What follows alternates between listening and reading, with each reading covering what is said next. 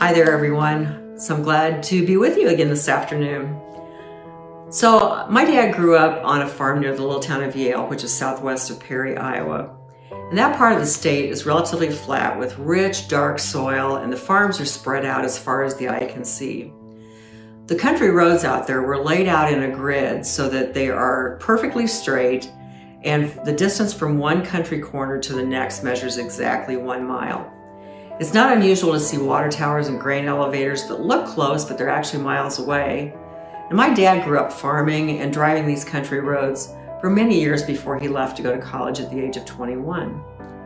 Dad loved to take off driving, not always 100% certain of the route that he would take, but confident that he could always figure out a way to get from point A to point B, maybe because of those straight country roads that he had driven on for so long. And if he could shave off a little bit of time by finding shortcuts and alternate routes, he was in seventh heaven. Preferring county roads over state highways, Dad would come up with the most convoluted routes with countless twists and turns, but you'd always get to where you were going. He also didn't find it daunting to take any kind of shortcut, marked or unmarked, which made for some interesting and sometimes a little scary situations as well.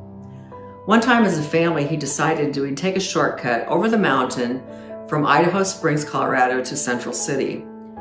That road seemed more like a mountain goat trail at the time, but we made it, and even though it looked pretty dicey at times.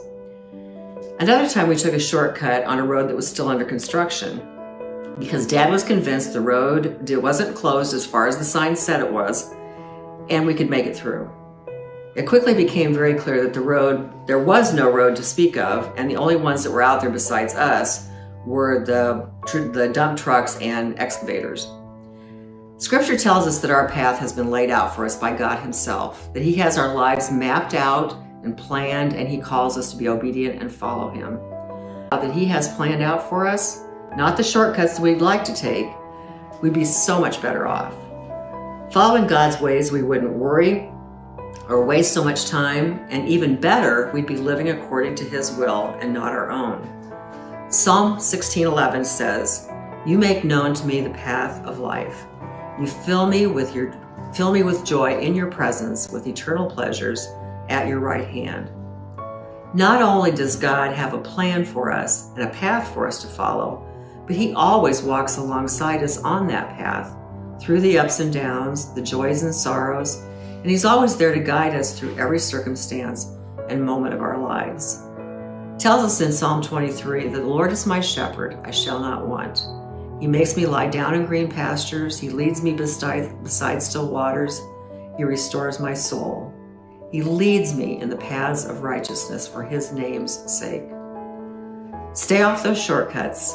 Spend less time planning your own route, and look to God and God alone as you seek His path of righteousness. God's blessings to you. Bye.